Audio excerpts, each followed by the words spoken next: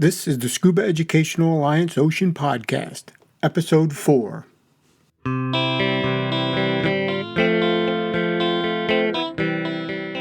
The Scuba Educational Alliance Ocean Podcast is a bi-weekly podcast dedicated to the world of scuba diving, ocean health, sustainability, and fostering a new generation of ocean stewards through diving education.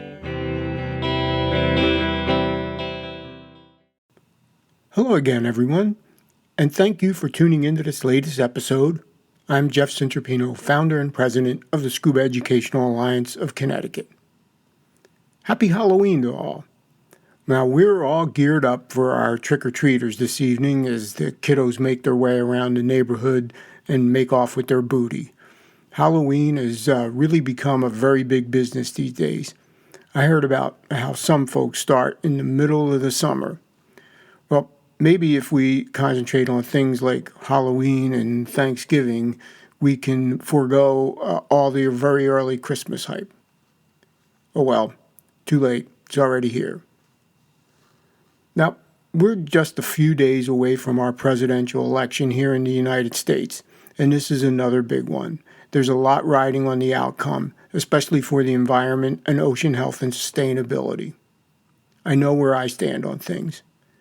You have a voice in your vote, so hopefully you'll head out to the polls next week and exercise our constitutional right. Elections do matter.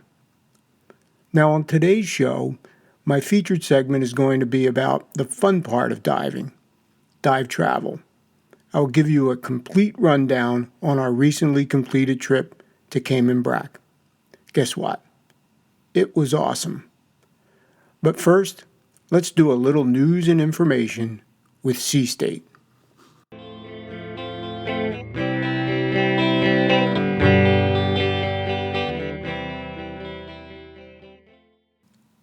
This is Sea State here on the Scuba Educational Alliance Ocean Podcast for October 31st, 2024. Up first today is another update on the North Atlantic right whale, and this one comes from Oceanographic Magazine Online. The story was written by Rob Hutchins, and the headline reads, North Atlantic right whale numbers grow, but protection is urgent. There is a very small bit of good news, but things are still not looking great. In 2023, according to the North Atlantic Right Whale Consortium, that's NARWC, there were 372 whales. In 2022, they pegged the number of whales at 356. The bad news, however, is that 5 calves were killed in 2024 due to vessel strikes.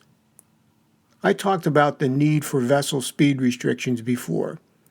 Oceana, NOAA, Fisheries and Oceans Canada, and Transport Canada are all calling for approval and implementation of vessel speed restrictions during the upcoming calving season. For your information, calving season for the right whale runs from mid-November through mid-April. So it's unlikely that this will happen, seeing how NOAA proposed these restrictions 800 days ago, and they're just gathering dust in Washington. The public agrees with added protections from vessel strikes, as well as entanglement from lobster and crab fishing. A national poll this year indicated that 86% of American voters agree that greater protection is needed. That sounds a little bit like bipartisanship at work. Here's a story about some divers in Canada trying to make a difference. This comes from the Montreal Gazette online version, and the headline is, Divers to remove hundreds of tires from St. Lawrence River. You see, in 1990, there were about 40,000 old tires used to create a breakwall to expand the Beauharnois Marina, which is southwest of downtown Montreal. This effort to remove the tires is being led by Nathalie Lesselin, an explorer and underwater filmmaker. The volunteer divers are needed to remove the tires that are polluting the aquatic environment.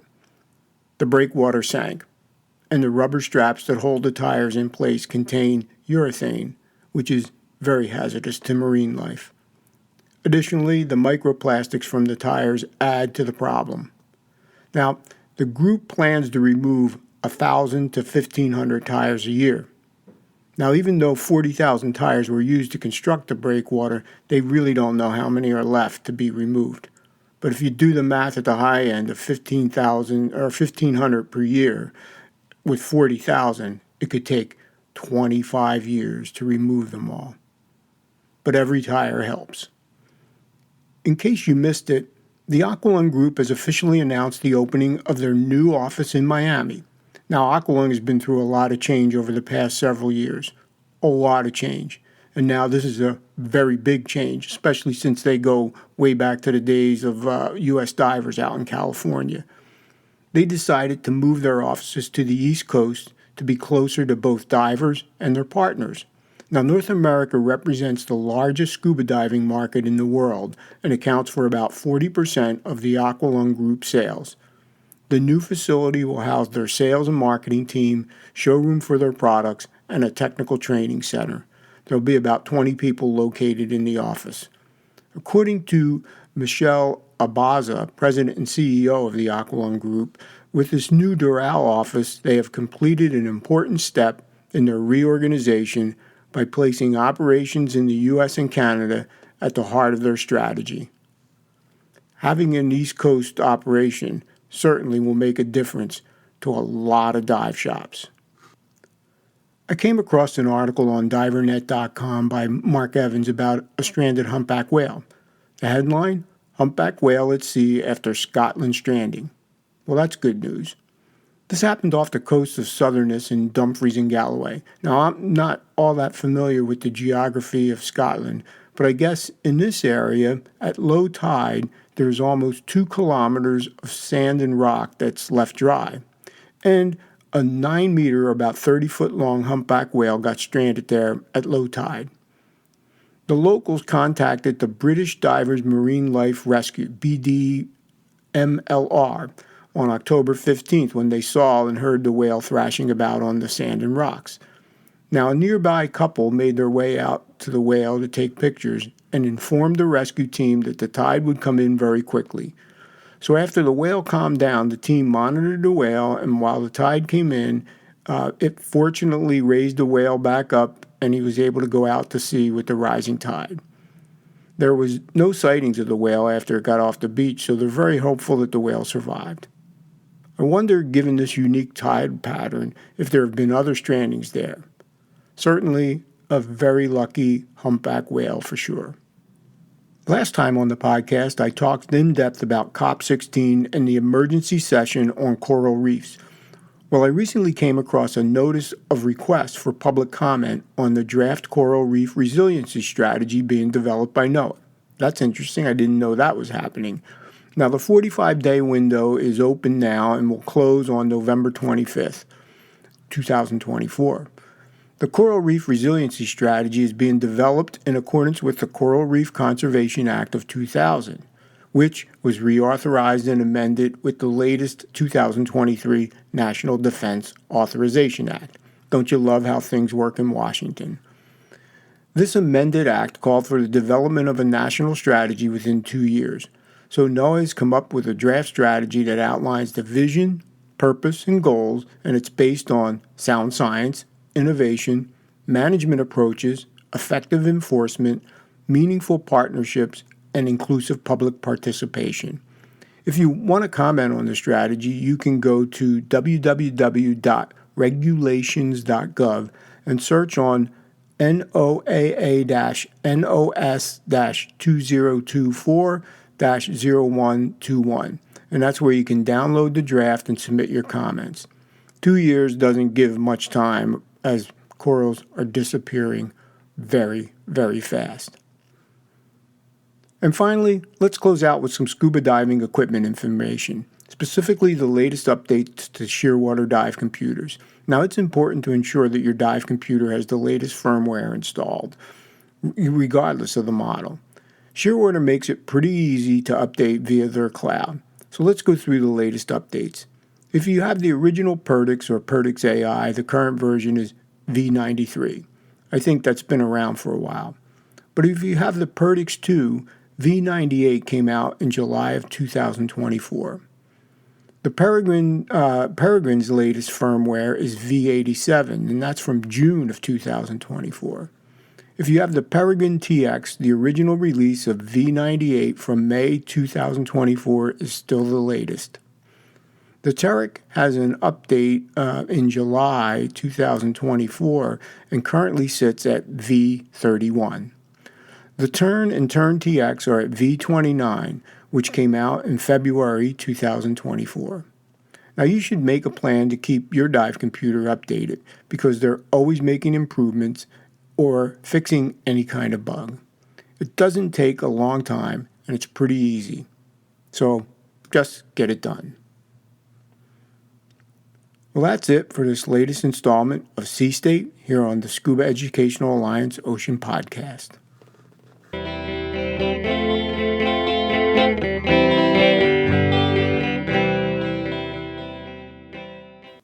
Dive travel is fun, and it's exciting, and it's one of the really great things we get to do. Now, I just got back from my latest adventure to Cayman Brac and would like to share with you a trip report. So here we go. Now, I completely enjoy diving in the Caymans and have been to both Little Cayman and Grand Cayman numerous times in the past several years, but it had been a very long time since I was on the Brac. We last stayed on Cayman Brac in 2006, so this trip was long overdue. Now, Cayman Brac is considerably larger than the sister island of Little Cayman, and it's easier to get to. The airport on Cayman Brac can take a 737 jet, while Little Cayman is only accessible by the small Twin Otter aircraft during daylight hours only. No lights on the Little Cayman runway. Additionally, there's a direct Cayman Airways flight from Miami to the Brac, so you can avoid a stop in Grand Cayman on the way down. Now, the flight that we took left around 12:50 in the afternoon, and it took about an hour to get there. We chose to take this flight, so we headed to Miami the day before. We didn't want to run the risk of being late coming down from Connecticut. You never know. There are plenty of hotels close to the airport, and we chose the Marriott Residence Inn, only about 5 or 10 minutes from the terminal. The Cayman Brac Airport is tiny. The 737 pulls up pretty close to the building, and it's a short walk down the ramp to the arrival gate. Almost immediately inside the building is where you'll clear immigration. Now, they had 4 agents set up, and the line moved very quickly. After about 5 or 10 minutes in immigration, it was just a few steps to pick up your bag and then pass the customs officer on your way out the door. It was nice not having to deal with the crowds in Grand Cayman and avoid an additional flight. So getting to Cayman Brac is very simple from Miami. From the airport, we headed over to the Cayman Brac Beach Resort, which is actually just on the other side of the runway. It only took about 3 or 4 minutes by van to get around the airport to the resort. Now, the Cayman Brac Beach Resort is part of the Clearly Cayman Resort operation. When on Little Cayman or the Brac, they are our go-to company. Hopefully, as I continue with this report, you'll understand why we feel that way. As I mentioned, the last time I was on Cayman Brac was 2006, and we also stayed at the Cayman Brac Beach Resort, but it has changed. It needed to change given it was hit pretty hard by Hurricane Paloma in 2009. It took a long time for them to complete their rebuild, and they have a new pool and bar facility. The dock was also wiped out, and that's now rebuilt but repositioned. Actually, there are 2 docks. One which is the public dock, and that's constructed with a concrete frame. So right off the bat, the resort looked similar but different, with the new pool, bar, and bright turquoise color. Now, our room was on the second floor of the L-shaped building facing the ocean, a great view of the southern side of Cayman Brac. After getting to our room and doing a bit of unpacking, Donna and I headed down and checked in with the dive shop. We already completed all the paperwork online, so all we needed to do was get our instructions and mesh bag. That's one of the nice things that Reef Divers does. It gives you a mesh bag for the week, so you don't have to pack one. Erin let us know that we would be on Reef Fantasy for the week, and that she, along with Giannis and Ethan, would be our crew. Now, all we needed to do was pack up our gear, leave it outside our room by 7 a.m. the next day, and we'd be ready to dive. It would be down at the boat. Now, before I get into the diving, let's talk about another reason why we love the Clearly Cayman resorts, the food. Our package was all-inclusive: breakfast, lunch, and dinner. Soup, salad, entrees, omelet station, action carving station, side dishes, wow. All prepared under the direction of Chef Costa. And then there are the desserts. Every day at lunch we had ice cream and cookies. At dinner even more cakes and pies. Plan on packing a few pounds on when staying at the Brac Beach Resort. Now for the real reason we were here: scuba diving. One of the things that you cannot guarantee is the weather, and I would say that for the most part we lucked out given the forecast we saw prior to arriving. The wind tends to make things quite choppy, and on our first day of diving, Sunday, it was a bit rough. Fortunately, the wind calmed down and shifted for the next 4 days before picking up again on the last day. Unlike our January trip to Little Cayman, this time we were able to get in all 17 dives as we alternated between the south side where the resort is and the north side just around the end of the island. The water temperature was quite warm at 85 degrees Fahrenheit or about 30 degrees Celsius. I alternated between my shark skin chill proof in the morning and T2 in the afternoon, and as suspected, never felt chilled at all. Now, while the warm water is nice, it comes at a price: coral bleaching and die-off. Now, this was very evident. In particular, one of the dive sites that we got to in 2006 was Elkhorn Forest, and it actually had elkhorn coral on the top of the spur and groove back then. When we got there last week, the elkhorn is gone, except for the skeletons now covered with algae. They say this just happened in the last couple years or less. Now, that was very sad. Sometimes I felt like I was diving on ruins of an ancient civilization, kind of like visiting Pompeii. Change is also happening to the Tibbetts wreck. Parts of the structure are collapsing and they no longer do any sort of authorized penetration. We did have a very nice dive on the wreck this time because there was no current. Last time it was very swift and we got bounced around a lot. A particularly interesting dive site on the north side is Coral Anchors. It's a wall dive with 2 old anchors lodged on the side of the wall. One is very easy to spot, but the other one is encrusted into the wall. I did have a nice turtle encounter on that dive. Some of the other dive sites that we revisited from 2006 were End of Island, Tarpon Reef, East Chute, which includes the Cayman Mariner, and that's where we saw some coral spawning, pretty cool. Butterfly Reef, Angel Reef, Sergeant Major, and West Chute. Some of the new sites on the south side were Rock Monster Wall, that's pretty close to the east end of the island, Walbert's Playground, and Pillar Coral. No pillar coral left, but it may be making a comeback. On the north side, we also visited Preacher's Barge, Lobster Pot, and the Airport Wall. The diving on Cayman Brac is a little different from Little Cayman. You do get to do some nice walls, but there's a lot of spur and groove coral formations with a variety of swim-throughs. Donna and I both really like this topography. As for the fish life, okay, not overly abundant, but all the usual suspects and a lot of lobsters. And if you're into barrel sponges, you won't be disappointed. They're everywhere and make for some great scenery or places for things to hide like lobster, grouper, or boxfish. Now, we wrapped up the week with an outdoor barbecue right in front of the bar. They had a great setup and the weather cooperated as we feasted on ribs, chicken, steak, and snapper along with all the side dishes. Now, our flight on Saturday was early, and we needed to leave the resort at 5:30 a.m. I thought we would be getting a direct flight back to Miami, but from the Brac, it had to stop in Grand Cayman, where we had to get off the plane and go through security again before reboarding a few minutes later. Security in Grand Cayman can be tricky. Now, I had been there a number of times and was carrying exactly what I had before without any issue. This time I got stopped and they searched my backpack.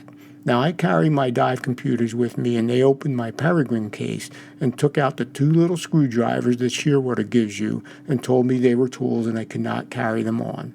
Oh well, you can't argue, so now I'm minus the tools. But like I said, I've been through there a number of airports, including Grand Cayman, with the same case. Also, Donna had the screwdrivers in her case and didn't get stopped. As I said at the top of this segment, the Caymans are one of my favorite locations. I like to visit all 3 islands and definitely will be heading back at some point. One thing you can be sure of, however, is that if I'm headed to Little Cayman or Cayman Brac, I will most definitely be staying at the Clearly Cayman Resorts and diving with Reef Divers.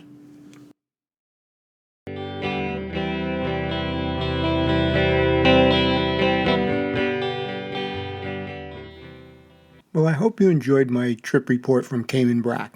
You won't be disappointed if you head down there. Now, it's time to get some work done around the house before we head out to DEMA in Las Vegas in a few weeks. Well, that wraps up this episode of the Scuba Educational Alliance Ocean Podcast. Thanks for listening, and please consider subscribing to the show. Bye for now. This has been the Scuba Educational Alliance Ocean Podcast, a show dedicated to the world of scuba diving, ocean health, sustainability, and fostering a new generation of ocean stewards through diving education. Talk to you again real soon.